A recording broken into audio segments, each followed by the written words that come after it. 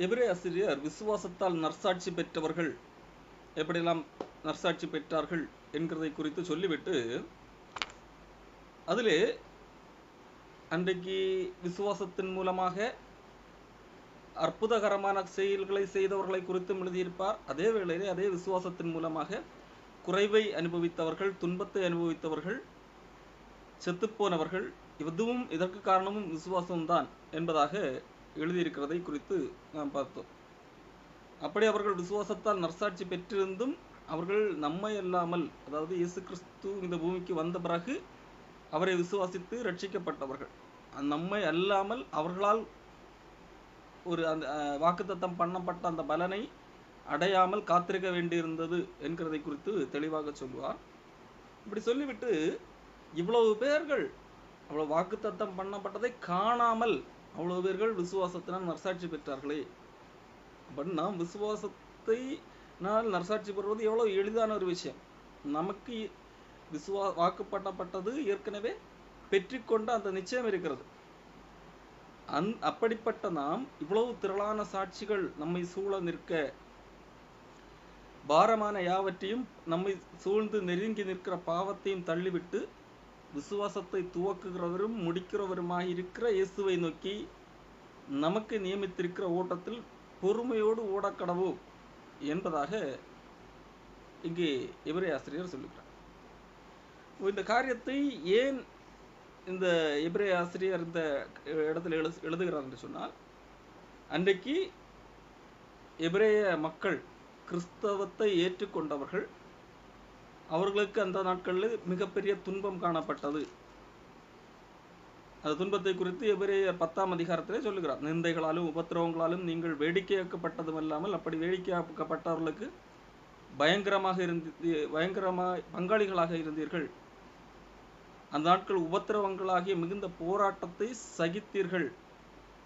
கட்டப்பட்டிருக்கிற என்னை குறித்து நீங்கள் பரிதவித்ததும் அல்லாமல் பரலோகத்தில் அதிக மேன்மையான சுதந்திரம் என்று அறிந்து உங்களுடைய ஆஸ்திகளை எல்லாம் கொள்ளையிட்டா கொடுத்தீர்கள், உங்களுடைய சொத்துக்களை எல்லாம் இழந்தீர்கள், அந்த அளவிற்கு துன்பப்பட்டீர்கள். இது துன்பப்பட்டு கொண்டிருக்கும் போது ஒரு கட்டத்திலே வந்தபோது அதிலே சில அந்நிய போதனைகளை கொண்டு வந்து குழப்புகிறார்கள். நீங்கள் பின்பற்றுவது சரியான மார்க்கம் அல்ல, சரியான மார்க்கமாக இருந்திருந்தால் இவ்வளவு துன்பம் அனுபவித்ததற்கு பலனாக ஏதாவது நீங்கள் இன்பத்தை கண்டிருப்பீர்கள் அல்லவா? எங்களுக்கு பாருங்கள், நாங்கள் இன்றைக்கும் பண்டிகைகள் எல்லாம் கொண்டாடுகிறோம், எங்களுக்கு ஆராதனை முறைமைகள் இருக்கிறது, நாங்கள் பலி செலுத்துகிறோம் என்கிற அடிப்படையிலே மறுபடியும் இந்த யூத மதத்துக்கு திரும்பி வாருங்கள் என்கின்ற அடிப்படையிலே மக்களை குழப்பக்கூடிய சூழ்நிலையிலே தான் எபிரேய ஆசிரியர் எழுதுகிறார். விசுவாசத்தினால் இவ்வளவு பேர்கள் நற்சாட்சி பெற்றார்கள் அல்லவா? அப்படிப்பட்டதிலே துன்பம் அனுபவித்தவர்களும் உண்டு. ஆகவே நமக்கு ஒரு நிச்சயம் இருக்கிறது, நமக்கு உறுதியாக்கப்பட்ட வாக்குத்தத்தம் பண்ணப்பட்டதை நாம் அடைந்து கொள்ளக்கூடிய இடத்திலே தான் இருக்கிறோம். நாம் அவர்களைப் போல வாக்குத்தத்தம் பண்ணப்பட்டதை அடையாத இடத்திலே இல்லை. இயேசு கிறிஸ்து அன்றைக்கு அவர்களுக்கு வரவில்லை, ஆனால் நமக்கு ஏற்கனவே வந்து விட்டார். ஆகவே நாம் வாக்கு பண்ணப்பட்டதை அடைந்திருக்கிறோம். ஆகவே நீங்கள் இயேசு கிறிஸ்துவை நோக்கி, விசுவாசத்தை துவக்குகிறவர் இயேசு கிறிஸ்து தான், நமக்கு விசுவாசத்தை துவக்கக்கூடியவர், விசுவாசத்தை முடிக்கக்கூடியவரும் அவரை நோக்கி பொறுமையாக, பொறுமை என்கின்ற வார்த்தை இங்கு பயன்படுத்தும் போது நீங்கள் அனுபவிக்கிற துன்பத்தை பொறுமையோடு சகித்து கொள்ள வேண்டும் என்கின்ற அர்த்தத்திலே சொல்லுகிறார். நீங்கள் எவ்வளவு துன்பம் சமித்தாலும் பொறுத்து போக வேண்டும், பொறுமையோடு அந்த ஓட்டத்தை ஓட வேண்டும். நீங்கள் பார்வையை உங்களுக்கு குழப்புகிற அந்த மனிதர்களை இடத்துல வைக்கக்கூடாது, உங்களுக்கு இருக்கிற துன்பத்துக்கு அதன் மீது வைக்கக்கூடாது. உங்களுக்கு விசுவாசத்தை துவக்குகிறவரும் முடிக்கிறவரும் இயேசு கிறிஸ்து. அந்த இயேசு கிறிஸ்துவை நோக்கி நமக்கு நியமித்திருக்கிற ஓட்டத்திலே, நமக்கு நியமித்திருக்கிற ஓட்டம் என்று சொல்லும்போது அது ஒருவேளை துன்பமான பாதையாகவும் இருக்கலாம். காரணம், இங்கே எபிரேய ஆசிரியர் அதைத்தான் முன்பு எழுதியிருக்கிறார். என்ன, ஒரு சிலர் சிங்கங்களின் வாய்களை அடைக்கிறார்கள், இன்னொரு சிலர் பட்டயத்துக்கு செத்து போகிறார்கள், ஒரு சில செத்துப்போனவர்களை உயிரோடலுக்க பெற்றுக் கொள்ளுகிறார்கள், இன்னும் சில மேன்மையான உயிர்த்தெழுதலை பெற அது உயிர்த்தெழுதலை சம்மதியாமல் செத்து போகிறார்கள், குறைவை அனுபவிக்கிறார்கள். ஆகவே ஒவ்வொருவருக்கென்று நியமிக்கப்பட்ட ஓட்டத்திலே பொறுமையாக ஓடக்கடவும் என்பதாக சொல்லுகிறார். காரணம், இயேசு கிறிஸ்துவே அதைத்தான் செய்தார். அவர் என்ன செய்தார்? அவர் தமக்கு முன் வைத்திருந்த சந்தோஷத்தின் பொருட்டு இயேசு கிறிஸ்து தமக்கு முன்பாக இயேசு கிறிஸ்துவுக்கு முன்பாக வைக்கப்பட்டிருந்த ஒரு சந்தோஷம். அது என்ன சந்தோஷம் என்று சொன்னால், அநேகம் ஆத்துமாக்களை கொள்ளை பொருளாக பிதாவானவர் தமக்கு தருவேன் என்கிறதை குறித்து ஏசாயா சொல்லியிருப்பார். அதைதான் இயேசு கிறிஸ்து எதிர்காலத்திலே காணக்கூடிய சந்தோஷம். இயேசு கிறிஸ்து இந்த பூமியிலே வந்து துன்பங்களை சகிக்கிறார். அப்படி துன்பங்களை சகிக்கும் போது அவமானப்படுகிறார். அந்த அவமானத்தை எண்ணாமல் சிலுவையை சகிக்கிறதற்கு காரணம், அவர் இந்த சிலுவை சகித்தால் எதிர்காலத்திலே ஒரு சந்தோஷம், நீண்ட சந்தோஷம் இருக்கிறது என்கிறதை அவர் அறிந்து கொண்டதினால்தான் அந்த துன்பத்தை சகித்தார். அந்த சந்தோஷத்தை தமக்கு முன்பாக வைத்திருந்த அந்த சந்தோஷத்தை அவர் கண்டார் என்பதாக சொல்லப்பட்டிருக்கிறது. ஏசாயா 53ஆம் அதிகாரம் 10ஆம் வசனத்திலே இதைத்தான் சொல்லப்பட்டிருக்கிறது. கர்த்தரோ அவரை நொறுக்க சித்தமாகி அவரை பாடுகளுக்கு உட்படுத்தினார். அவருடைய ஆத்துமா தன்னை குற்றவாளியான பலியாக ஒப்பு கொடுக்கும் போது அவர் தமது சந்ததியை கண்டு நீடித்த நாளாயிருப்பார். அப்போ இப்படி அவர் தன்னுடைய ஆத்துமாவை சிலுவை மரணத்துக்கு ஒப்பு கொடுக்கும் போது அவர் எதை காண்கிறார்? தன்னுடைய சந்ததி, இயேசு கிறிஸ்துவின் மூலமாக பிறக்கின்ற தேவனுடைய சந்ததி, தேவனுடைய மக்கள், அதை பார்க்கிறார். நான் மரித்தால் தான் இந்த பிள்ளைகள் வாக்குத்தத்தம் பண்ணப்பட்டதை அடைய முடியும் என்கிறதை பார்க்கிறார். அதுதான் எதிர்கால சந்தோஷம். அதை கண்டு அவர் நீடித்த நாளாக இருக்கிறார். அவர் தமது ஆத்தும வருத்தத்தின் பலனை கண்டு திருப்தி ஆவார். அவர் தம்முடைய ஆத்தும வருத்தத்தின் பலன், அவருடைய ஆத்துமா வருத்தப்படுகிறதுல அதற்கான பலனை பார்க்கிறார். அந்த பலனை பார்த்து திருப்தி ஆகிறார். இந்த வருத்தம் பட்டாலும் பரவாயில்லை, எனக்கு இதற்கு ஒரு பலன் இருக்கிறது என்று சொல்லி ஆண்டவர் இயேசு கிறிஸ்து திருப்தி ஆவார். என் தாசனாகிய நீதிபரர் தம்மை பற்றி அறிவினால் அநேகரை நீதிமான்களாக்குவார். அவர்களுடைய அக்கிரமங்களை தாமே சுமந்தார். அவர் தம்முடைய ஆத்மாவை மரணத்தில் ஊற்றி அக்கிரமக்காரர்கள் ஒருவராக எண்ணப்பட்டு அவருடைய பாவத்தை, அநேகருடைய பாவத்தை தாமே சுமந்து அக்கிரமக்காரருக்காக வேண்டிக் கொண்டது நிமித்தம் அநேகரை அவருக்கு பங்காக கொடுப்பேன். பலவான்களை அவர் தமக்கு கொள்ளையாக பங்கிட்டுக் கொள்வார் என்று சொல்லப்பட்டிருக்கிறது அல்லவா? இயேசு கிறிஸ்து இப்படி துன்பப்படுவதன் மூலமாக, சிலுவை மரணத்தை ஏற்றுக்கொள்வதன் மூலமாக அநேக பலன், அநேக மக்கள் அவருக்கு கொள்ளை பொருளாக பங்கிட கொடுக்கப்படுகிறார்கள் என்று சொல்லப்பட்டிருக்கிறது. இதை பார்த்துதான் இயேசு கிறிஸ்து சந்தோஷப்பட்டார் என்று சொல்லி இங்கே எபிரேயர் சொல்லுகிறார். ஆகவே தமக்கு முன் வைத்திருந்த அந்த சந்தோஷத்தின் பொருட்டு ஆண்டவர் இயேசு கிறிஸ்துவுக்கு முன்பாக ஒரு சந்தோஷம் வைக்கப்பட்டிருக்கிறது. அது என்ன சந்தோஷம்? ஆண்டவர் இயேசு கிறிஸ்து இப்படி துன்பப்படுவதனால், அவமானப்படுவதனால், பாடுபடுவதனால், சிலுவை சகிக்கிறதுனால் ஒரு பெரும் கூட்டம் ஆண்டவரை தேவனுடைய பிள்ளைகளாக்கப்படுகிறார்கள். அதை பார்த்து அந்த எதிர்காலத்தை பார்க்கும்போது இந்த பாடுகள் படுவது சரி, இந்த பாடுகள் நான் படுவதற்கு தயார், சிலுவையிலே மரணம் அடைவதற்கு தயார் என்று சொல்லி இயேசு கிறிஸ்து அந்த அவமானத்தை எண்ணாமல் சிலுவை சகிக்கிறார். ஆகவே தேவனுடைய சிங்காசனத்திலே வலது வாரத்திலே வீற்றிருக்கிறார் என்பதாக இங்கே எபிரேயர் எழுதுகிறார். ஆகையால் இயேசு கிறிஸ்துவே தமக்கு முன் வைத்திருந்த அந்த சந்தோஷத்தின் பொருட்டு சிலுவை சகித்தார், அவமானத்தை எண்ணவில்லை என்று எழுதியிருக்கிறார். ஆகையால் நீங்கள் இயேசு கிறிஸ்துவை பின்பற்றினாலும் மறுபடியும் துன்பப்படுகிற நீங்கள் இளைப்புள்ளவர்களாய், நீங்கள் சோர்வுள்ளவர்களாய், உங்கள் ஆத்துமாக்களில் சோர்ந்து போகாதபடிக்கு தமக்கு விரோதமாய் பாவிகளால் செய்யப்பட்ட இவ்விதமான விபரீதங்களை சகித்து அவரையே நினைத்துக் கொள்ளுங்கள். இப்போ இயேசு கிறிஸ்துவை நினைத்துக் கொள்ளுங்கள். உங்களுக்கு வருகின்ற துன்பம் வரும்போது, சோர்வு வரும்போது இயேசு கிறிஸ்துவை நினைத்துக் கொள்ளுங்கள். தமக்கு விரோதமாக, இயேசு கிறிஸ்துவுக்கு விரோதமாக பாவிகளால் செய்யப்பட்ட இந்த விபரீதங்கள் செய்தார்கள். இயேசு கிறிஸ்துவுக்கு பாவிகள் பல விபரீதங்களை செய்தார்கள், அதை நினைத்துக் கொள்ளுங்கள் என்பதாக எபிரேயர் எழுதுகிறார். பாவத்துக்கு விரோதமாய் போராடுகிறதில் இரத்தம் சிந்தத்தக்கதாக நீங்கள் இன்னும் போராடவில்லையே என்கின்ற அந்த வார்த்தையும் எழுதுகிறார். அப்ப இயேசு கிறிஸ்து மனிதர்களுடைய பாவத்துக்கு பிராயச்சித்தம் செய்யும்படியாக சிலுவையை சகித்தார். சிலுவையை சகித்து பாவிகளால் செய்யப்பட்ட விபரீதங்களை சகித்தார். அப்படி சகிக்கிறது நிமித்தம் அவர் ரத்தம் சிந்த வேண்டி வந்தது. பாவத்திற்கு எதிரான ஒரு போராட்டம். அதிலே அவர் ரத்தம் சிந்துகிற அளவிற்கு போராடினார். போராடி தன்னுடைய உயிரை கொடுத்துக்கிற அளவிற்கு போராடினார். ஆனால் நீங்கள் அந்த அளவிற்கு இன்னும் போகவில்லையே. உங்களுக்கு என்னது, பல துன்பங்கள் இருக்கிறது உண்மைதான், உங்களுடைய சொத்துக்களை இழந்தீர்கள் உண்மைதான். ஆனால் ரத்தம் சிந்துகிற அளவிற்கு, நீங்கள் மரணம் அடைகிற அளவிற்கு நீங்கள் இன்னும் என்னது பாடுபடவில்லை. ஆகவே நீங்கள் சோர்ந்து போக வேண்டிய அவசியம் இல்லை என்கிறதாக இங்கு எபிரேய ஆசிரியர் எழுதுகிறார். அப்ப இன்னும் நீங்கள் எந்த அளவிற்கு எதிர்த்து நிற்க வேண்டி இருக்கிறது? பாவத்திற்கு எதிராக அந்த போராடுகிற அந்த போராட்டத்திலே நீங்கள் ரத்தம் சிந்துகிற அளவிற்கு நீங்கள் எதிர்த்து நிற்க வேண்டும். அந்த அளவிற்கு நீங்கள் இன்னும் என்னது எதிர்த்து நிற்கவில்லை. நீங்கள் பல போராட்டங்களை சகித்தீர்கள், ஆனால் எந்த அளவிற்கு போகவில்லை. ரத்தம் சிந்துகிறார் என்று சொன்னால் உயிர் போகிற அளவிற்கு.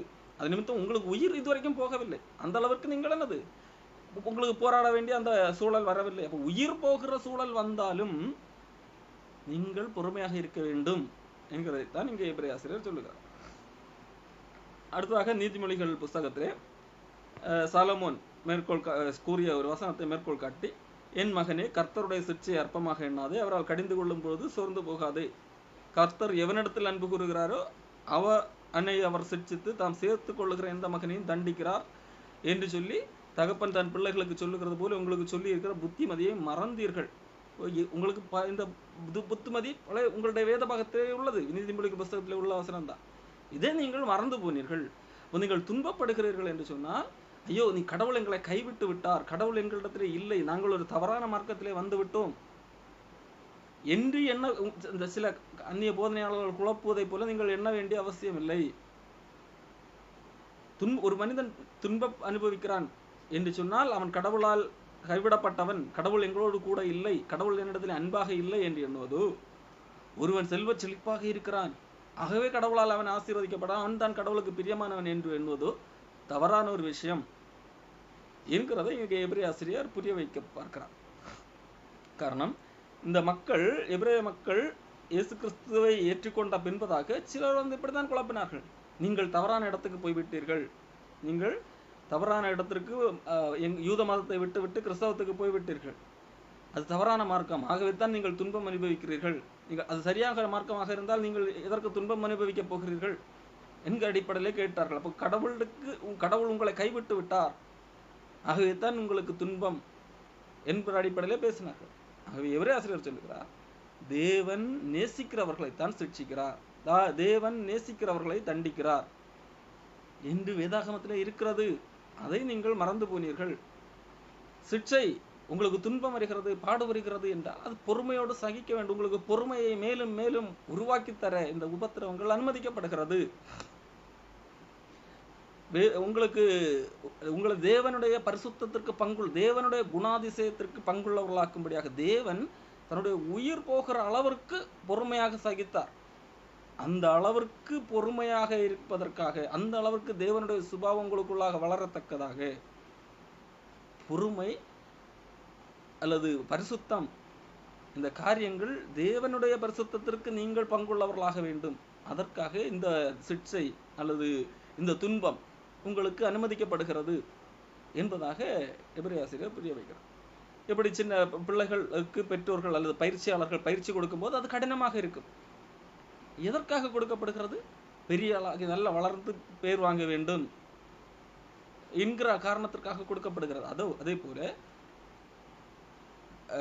ஆண்டவரும் நமக்கு தம்முடைய பரிசுத்தத்திற்கு நாம் பங்குள்ளவர்களாக வேண்டும் என்று சொல்லி நம்முடைய பிரயோஜனத்திற்காகத்தான் இந்த காரியங்களை அனுமதிக்கிறார். அதுதான் சிக்ஷையாக இருக்கிறது. அது அனுபவிக்கும் போது, பாடுபடும் போது அது துன்பமாக இருக்கும். ஒரு பிள்ளை பயிற்சி பெறும்போது, நீச்சல் பயிற்சியோ ஏதோ ஒரு விளையாட்டு பயிற்சியோ ஏதோ ஒரு பயிற்சி பெறும்போது கடினமாக இருக்கும். ஆனால் அதில் பழக்கப்பட்டு ஒரு நாள் அந்த பயிற்சியின் நிமித்தமாக ஒரு வெற்றி கிடைக்கும். அப்பொழுது மிகுந்த சந்தோஷமாக தெரியும். அதே போல இங்கே துன்பம் அனுபவிக்கும் போது அது கடினமாக இருக்கலாம், கடினமாக தோன்றலாம். அதை நீங்கள் பொறுமையோடு சகிக்க வேண்டும். சகிக்கும் போது அது பழக்கமாகிவிடும். அடுத்து எவ்வளவு விதமான துன்பங்களும் உங்களால் தாங்கக்கூடிய அளவிற்கு நீங்கள் வளர்ந்து விடுவீர்கள். அது ஒரு நாள் உங்களுக்கு அதனுடைய பலன் உங்களுக்கு கிடைக்கும். பலன் இயேசு கிறிஸ்து வரும்போது ஒரு பலன் கிடைக்கும். அது நீதியாகிய சமாதான பலனை தரும். ஆகவே மிகுந்த பலனுள்ள ஒரு காரியம் நீங்கள் இப்படி சகிப்பது, நீங்கள் பொறுமையாக இருப்பது, இந்த சிக்ஷையை சகிப்பது அல்லது உங்களுக்கு வருகின்ற துன்பத்திலே பொறுமையாக இருப்பது என்கிறது ஒரு பெரிய பலனுக்கு எதுவான காரியம். அதற்கு நமக்கு முன்பாக பல சாட்சிகள் இருக்கிறார்கள். எல்லாவற்றுக்கும் மேலாக இயேசு கிறிஸ்துவை கவனித்து பாருங்கள். ஆகவே பொறுமையோடு சகித்துக் கொள்ளுங்கள், துன்பத்தை சகித்துக் கொள்ளுங்கள், புலம்ப வேண்டிய அவசியமில்லை என்கிறதைத்தான் இங்கே எபிரேயர் ஆசிரியர் சொல்லியிருக்கிறார். ஆகையால் அதுதான் எபிரேயர் 12ஆம் அதிகாரம் 12ஆம் வசனத்தில் சொல்லுகிறார், நெகிழ்ந்த கைகளையும் தளர்ந்த முழங்கால்களையும் நீங்கள் திரும்ப நிமிர்த்துங்கள். உங்களுடைய கைகள் நெகிழ்ந்திருக்கிறது, உங்கள் கால்கள் தளர்ந்திருக்கிறது. ஏன் தளர்ந்து விட்டது?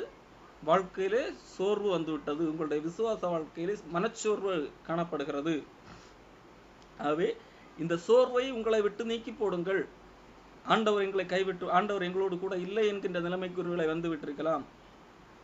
ஆண்டவர் எங்களோடு கூட இருந்தால் ஏன் இந்த துன்பம் இருக்கிறது என்கின்ற நிலைமைக்கு அங்கே எபிரேயர்கள் போயிருக்கலாம். அல்லது அப்படிப்பட்ட சூழ்நிலையில சில கள்ளர்கள் வந்து குழப்பி இருக்கிறார்கள்.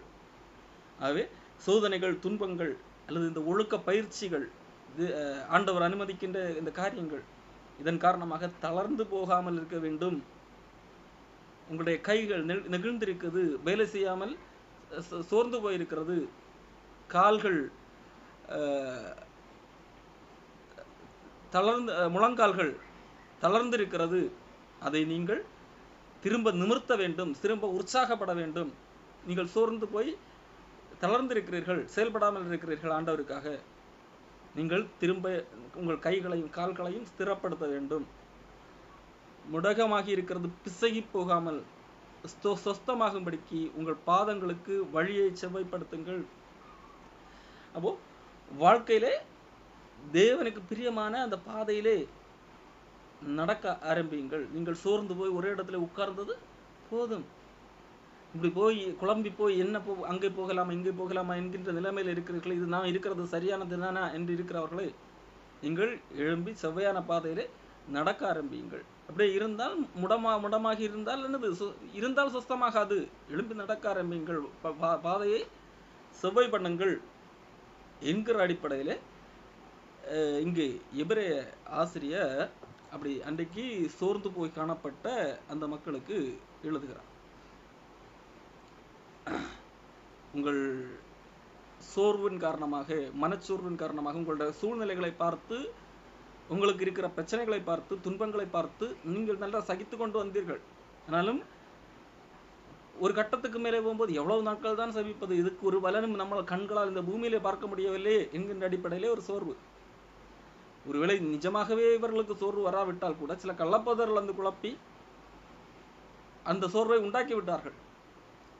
சில இடங்களிலே கூட்டம் நடத்தப்படும் போது இயல்பாக மனிதர்கள் வந்திருப்பார்கள். ஆனால் வந்திருக்கிற இடத்திலே சில கள்ளப்போதர்கள் வந்து என்ன சொல்வார்கள் தெரியுமா?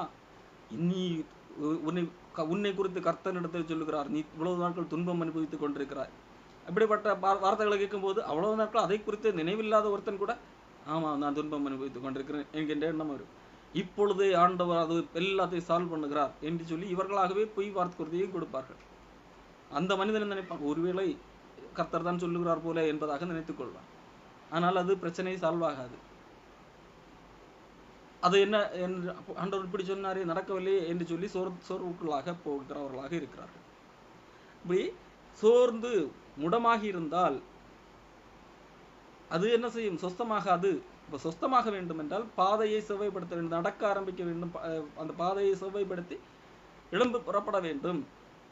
நீங்கள் சோர்ந்து உட்கார்ந்தது போதும் என்பதாக இங்கு எபிரேய ஆசிரியர் சொல்லுகிறார். யாவரோடும் சமாதானமாக இருக்கவும் பரிசுத்தம் உள்ளவர்களாக இருக்கவும் நாடுங்கள்.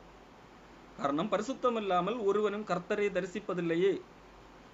எல்லா மனிதர்களோடும் சமாதானமாக இருங்கள். பொதுவாக மனிதர்கள் இந்த எபிரேய மக்களுக்குள்ளாக துன்பங்கள் இருக்கக்கூடிய ஒரு மனிதர்கள். மனிதர்கள் பிரச்சனையிலே ஸ்ட்ரெஸ் அதிகமாக இருக்கும்போது சின்ன சின்ன பிரச்சனைகள் கூட மனிதர்களுக்குள்ளாக சண்டையை மூட்டி பகைமையை வளர்த்து விடக்கூடும். தேவையில்லாமல் எரிந்து விடக்கூடிய சூழ்நிலை உண்டாகும்.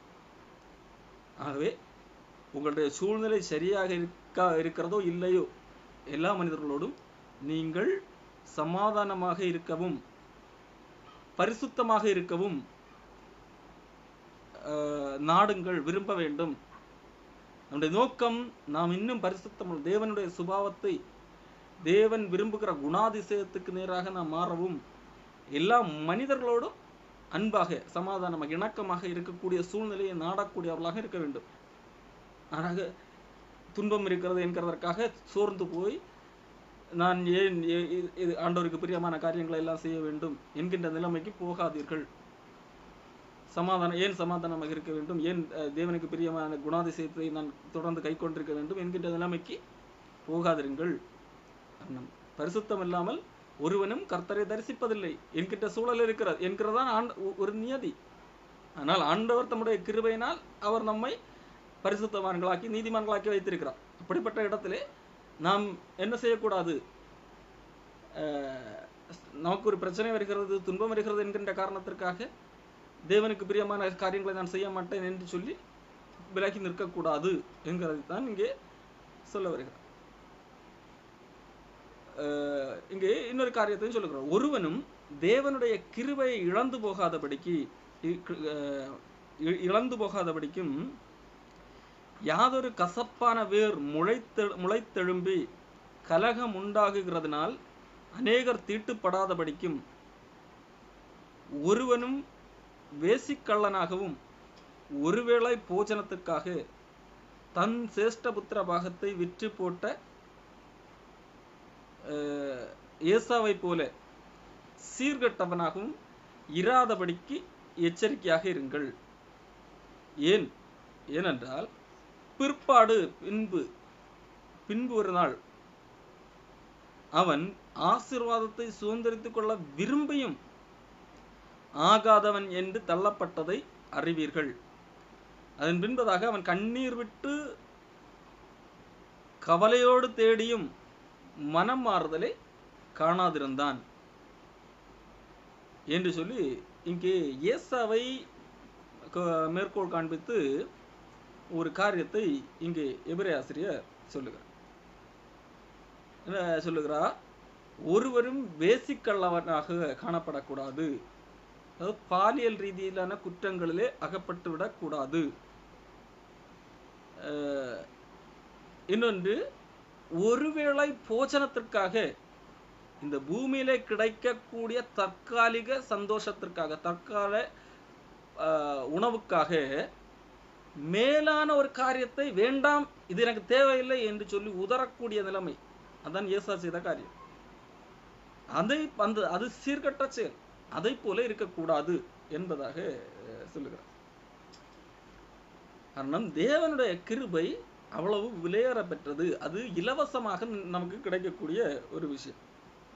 இங்கே கிருபையை தவற விடாதபடிக்கு என்று சொல்லி இங்கே சொல்லப்பட்டிருக்கிறது. இது கிருபையை பெற்றுக்கொண்டவர்கள் இதை தவற விடுவார்களா? பெற்றுக்கொண்டவர்கள், தேவனுடைய கிருபையை பெற்றுக்கொண்டு அனுபவிக்கிறவர்கள் அதை தவற விட்டுவிடக்கூடாது, அல்லது அவர்களால் அதை தவற விட முடியும் என்கின்ற அர்த்தத்திலே சொல்லப்படுகிறதா? இல்லை. தேவனுடைய கிருபையை பெற்று ரட்சிக்கப்பட்ட ஒரு மனிதன் அந்த கிருபையை விட்டுவிடு, எனக்கு இந்த கிருபை வேண்டாம் என்று சொல்லிவிட முடியாது.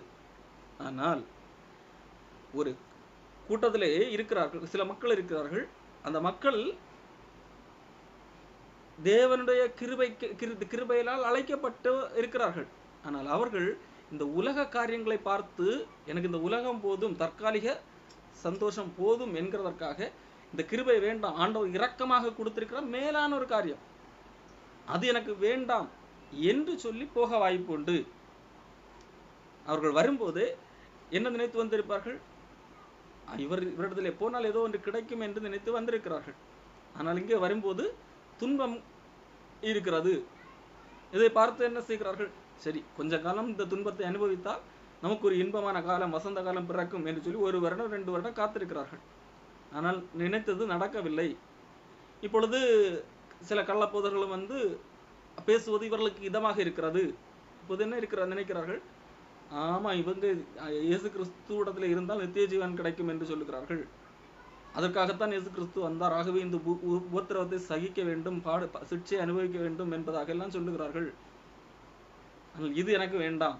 எனக்கு இந்த உலகத்திலே இருக்கும் போதே சந்தோஷமாக இருக்க வேண்டும். ஆகவே ஆண்டவருடைய கிருபை எனக்கு வேண்டாம், எனக்கு இந்த உலக சந்தோஷம்தான் போகும் வேண்டும் என்று சொல்லி இந்த கிருபையை புறக்கணிக்கிறவர்கள், இந்த கிருபையை தவற விடுகிறவர்கள், இழந்து அதாவது கிருபை இலவசமாக தேடி வருகிறது, இது எனக்கு வேண்டாம் என்று புறக்கணிக்கிறதுனால் அதை இழந்து விடுகிறார்கள். அப்படி இழந்து போகாதீர்கள். உங்கள் கூட்டத்திலே ஒருவேளை இருக்க வாய்ப்பு உண்டு. யூதர்களாக இருக்கக்கூடிய மக்கள் என்னது ரட்சிக்கப்படாமல் இருந்தால் அந்த கிருபையை இழந்து விடுவார்கள். ஆகவே பொதுவாக எழுதுகிறார், ஒருவனும் தேவனுடைய கிருபையை இழந்து போய்விடக்கூடாது. இழந்து போகாதபடிக்கும் யாதொரு கசப்பான வேர் முளைத்து எழும்பி கலகம் உண்டாகிறதுனால், அதாவது இந்த கசப்பான வேர் என்று சொல்லும்போது விஷத்தை பரப்புகிற ஒரு வேர், அது நிமித்தம் என்ன உண்டாகும், கலகம் உண்டாகிறது. ஒரு குழுவுக்குள்ள சிலவித கலகங்கள் உண்டாகிறது. யார் கலகத்தை உண்டாக்குகிறவர், கசப்பான வேர் அல்லது விஷம் நிறைந்த வேர். அது அந்த குழுவுக்குள்ளாக கலகத்தை, தவறான போதனைகளை திணித்து மக்களுக்குள்ளாக குழப்பத்தை உருவாக்கி அங்கிருந்து சிலரை பிரித்தெடுக்கக்கூடிய ஒரு காரியம் நடக்க முடியும். அந்த கலகம் உண்டாத நிமித்தம் அநேகர் தீட்டுப்படாதபடிக்கும், அப்போ கள்ளப்போதனைகள் நிமித்தம் தீட்டுப்பட முடியும். அவர்கள் ஒருவேளை ரட்சிக்கப்படாமல் வந்திருந்தா கூட அந்த போதனையை கேட்டு ரட்சிக்கப்படக்கூடிய ஒரு வாய்ப்பு இருக்கிறது. அப்படிப்பட்ட சூழலில் கள்ளப்போதர்கள் வந்து அவர்களை குழப்பி ரட்சிக்கப்படாமல் தடுக்கிறவர்களாக அங்கே கலகம் உண்டாக்கிவிட்டு ஒரு கூட்டத்தை தீட்டுப்படுத்தி விடுகிறார்கள். அவர்கள் என்ன செய்கிறார்கள், எனக்கு நீங்கள் சொல்லுகிற ரட்சிப்பு வேண்டாம், எங்களுக்கு இந்த கள்ளப்போதர்களை துருக்குறகிற அந்த வாக்குறுதியை நம்பி அவர்கள் பின்பாக போகக்கூடியவர்களாக காணப்படுகிறார்கள். அப்போ உங்கள் குழுவுக்குள்ளாக, நீங்கள் இருக்கிற அந்த கூட்டத்துக்குள்ளாக அப்படிப்பட்ட வேர் போல, கசப்பான வேர் போல யாரும் வராதபடி பார்த்து கொள்ளுங்கள் என்கிறதைத்தான் இங்கு எச்சரிக்கையாக கொடுக்கிறார். பாலியல் பாவங்களுக்கு அல்லது வேசிக்கல்லனாக இருக்கக்கூடாது, அது செய்ய அந்த காரியங்களில் ஈடுபடாதபடிக்கு எச்சரிக்கையாக இருங்கள். முக்கியமாக ஏசாவை போல சீர்கட்டவனாக இருந்து விடாதீர்கள். ஏசா செய்த காரியம் என்ன, யாக்கோபு ஏசா மூத்த மகன், யாக்கோபு தான் இளைய மகன். மூத்த மகனுக்கு சேஷ்ட புத்திர பாகம் இருக்கிறது. அது ஒரு மூத்த மகன் என்கின்ற காரணத்தினால் இயல்பாக அவனுக்கு இலவசமாக கிடைக்கக்கூடிய ஒரு மிகப்பெரிய ஒரு காரியம். அதனுடைய மேன்மை என்னவென்று அவனுக்கு தெரியவில்லை அந்த நேரத்தில். எப்பொழுது அவன் பசியோடு இருக்கும்போது யாக்கோபு கூழ்காய் வித்து வைத்திருக்கிறான். அதனுடைய கலர் மிகுந்த அட்ராக்டிவாக இருக்கிறது. ஏசா வரும்போது அதனுடைய காட்சியை அந்த கூளை பார்க்கும்போது இவனுக்கு எப்படியாக இதை சாப்பிட்டே ஆக வேண்டும், இப்பொழுதுதான் சாப்பிட்டே தீர வேண்டும் என்கின்ற நிலைமையில் அவன் காணப்படுகிறான். யாக்கோபு அப்படியானால் அந்த சேஷ்ட புத்திர பாகத்தை எனக்கு தா என்று கேட்கும்போது அதை குறித்து கவலையப்படவில்லை. எனக்கு சேஷ்ட புத்திர பாகம் எல்லாம் முக்கியமே கிடையாது, எனக்கு இந்த உலகத்திலே இது இப்பொழுது என்னுடைய பசி தீர்ந்தால் போதும் என்கின்ற நிலைமையிலே அவன் ஒரு முடிவெடுக்கிறான். எனக்கு இந்த சேஷ்ட புத்திர பாகம் வேண்டாம், எனக்கு இப்பொழுது இந்த பசிக்கு தேவையான எனக்கு இப்பொழுது என்னுடைய கண்களுக்கு கவர்ச்சியாக தெரிகிற இந்த கூழ் போதும் என்கின்ற அடிப்படையில் அவன் முடிவெடுக்கிறான். அதை எபிரேயர் சொல்லுகிறார், சீர்கட்டத்தனம், அவன் சீர்கட்டவன். அதே போல ஏன் பின்னும் ஒரு காலத்திலே அந்த அவன் இழந்து போன அந்த சேஷ்டபுத்திர பாகத்தினுடைய மதிப்பு தெரியக்கூடிய காலத்திலே அது கிடைக்காமல் போகும்போது அவன் அழுகிறான், கதறுகிறான். ஆனால் காலம் கடந்து விட்டது, அந்த ஆசீர்வாதத்தை அவன் அடைய முடியவில்லை என்கிறதாக எழுதுகிறான். இதை ஏன் எழுதுகிறான்னு சொன்னா, இந்த பூமியில இருக்கும்போது இயேசு கிறிஸ்து உடைய போதனை வருகிறது, அது மேலான ஒன்றாக, நித்திய ஜீவனுக்கு ஏதுவான ஒன்றாக இருக்கிறது. ஆனால் அதிலே என்ன இருக்கலாம்? துன்பங்கள் இருக்கலாம், கஷ்டங்கள் இருக்கலாம், எல்லாம் இருக்கலாம். எப்படி ஏசாவுக்கு அந்த நேரத்தில் பசி காணப்பட்டதோ அது ஒரு துன்பத்துக்கு இணையான ஒன்று காரியம். அந்த வேளையிலே எனக்கு இந்த நித்திய ஜீவனுக்குரிய அந்த வேல்யூ தெரியவில்லை என்றால், அது அந்த நித்திய ஜீவனை நான் பெற்றுக்கொள்வதற்கு எவ்வளவு கிரயம் கொடுக்கப்பட்டது, இயேசு கிறிஸ்து தன்னுடைய ஜீவனை கொடுத்தார், அவர் என்ன தியாகம் செய்தார், அது எவ்வளவு விலையேறப்பெற்றது, அதனுடைய மதிப்பு என்ன, அது என்ன பின்னாளில் எந்த இடத்துல உட்கார வைக்க போகிறது, இதையெல்லாம் குறித்து நான் அறியாவிட்டால் எனக்கு இதுதான் முக்கியமாக தோன்றும். இந்த உலகத்திலே காட்டப்படுகிற கவர்ச்சிகரமான காரியங்கள், இன்னைக்கு கள்ளப்போதகர்கள் கொடுக்கிற கவர்ச்சிகரமான வாக்கு தத்தங்கள், இதுதான் எனக்கு பெரிய முக்கியத்துவமாக தோன்றும். ஆகவே எனக்கு இந்த காரியங்கள் கவர்ச்சிகரமாக தோன்றும் போது நான் ஏன் துன்பம் அனுபவிக்க வேண்டும் என்று சொல்லி தேவனை விட்டு விலகி தேவன் அல்லாத இடத்திற்கு போக முடியும். யார்? அவர்கள் உண்மையிலே ஆரம்பத்திலிருந்தே ரட்சிக்கப்படவில்லை என்றார். ஆனால் ஆரம்பத்திலே அந்த கூட்டத்திலே தான் இருக்கலாம். அப்படிப்பட்ட கூட்டம் உங்களில் இருந்தால் யாரும் அப்படி இருக்கக்கூடாது. காரணம், அது என்ன செய்துவிடும்? இப்பொழுது உங்களுக்கு சந்தோஷமாக தோன்றும். ஆக இந்த ஏசாவுக்கு அந்த கூளை பார்த்த உடனே மிக மகிழ்ச்சியாக இருக்கும். ஆனால் அது என்ன செய்துவிடும்? பசி கொஞ்ச நேரத்தில் தீர்ந்து விடும். அதன் பிறகு மறுபடியும் அது பசிக்கும். அந்த பசிக்கு இன்னொரு கவர்ச்சி தேவைப்படும். அது காண்கிறதுனால் கண் திருப்தியாகவும் இல்லை, கேட்கிறதுனால் செவி நிரம்புவதும் இல்லை என்று சொல்லி சாலமன் சொன்னது போல அது தொடர்ந்து கொண்டே இருக்கும். மாறாக ஒரு நாள் ஆண்டவர் ஒரு கூட்ட மக்களை தன்னோடு கூட ஆளுகை செய்கிறவராக நிறுத்தும் போது இங்கே கிடந்து, ஐயோ இவ்வளவு பெரிய மேன்மையான ஒரு காரியத்தையா நான் இழந்தேன் என்று சொல்லி ஏசா கதர்ன போல கதரும் போது அங்கே மனம் மாற முடியாத ஒரு சூழல் ஏற்படும். அங்கே ஆசீர்வாதத்தை காண முடியாத ஒரு சூழல் ஏற்படும். ஆகவே இங்கே பூமியில இருக்கும் போது எது முக்கியம், எது தேவை என்கிறதை புரிந்து கொள்ளுங்கள் என்கிறதைத்தான் இங்கே எபிரேய ஆசிரியர் சொல்லுகிறார். இந்த ஏசாவை போல இருந்து விடாதீர்கள். சிலர் கசப்பான வேர்கள் உங்களுக்குள்ளாக நுழைந்து கலகம் உண்டாக்குவார்கள். கள்ளப்போதர்கள் தவறான காதுக்கிதமான போதனைகளை பேசி கலகம் உண்டாக்குவார்கள். நீங்கள் துன்பம் அனுபவிக்கின்ற காரியங்களாகட்டும், சிக்ஷையை சகிக்கிற காரியங்களாகட்டும், இதெல்லாம் உங்களுக்கு தேவனுக்கு உங்கள் மீது அன்பு கிடையாது, அல்லது நீங்கள் சாபத்துக்குள்ளாக இருக்கிறீர்கள், எங்களுக்கு காணிக்கை கொடுங்கள், நீங்கள் ஆசீர்வாதமாக இருப்பீர்கள், பல மடங்கு பெருகும் என்று சொல்லி உங்களை தங்கள் வசமாக இழுக்கிறவர்கள் இருப்பார்கள். அப்படி கசப்பான வேறுளும் போது கலகம் உண்டாகிறது, அந்த குழு பிரிக்கப்படுகிறது, கள்ளப்போதர்களை பின்பற்றி ஒரு கூட்டம் செல்லுகிறார்கள். ஆனால் அவர்கள் ஒன்றை மறந்து விடுகிறார்கள், ஏசாவுக்கு நடந்த காரியத்தை மறந்து விடுகிறார்கள். அப்படி நீங்கள் இருந்து விடாதீர்கள், உங்களில் யாரும் இருந்து விடாதீர்கள் என்று சொல்லி இன்னைக்கு எபிரேய மக்களுக்கு இந்த எபிரேய ஆசிரியர் புத்திமதி சொல்லுகிறார்.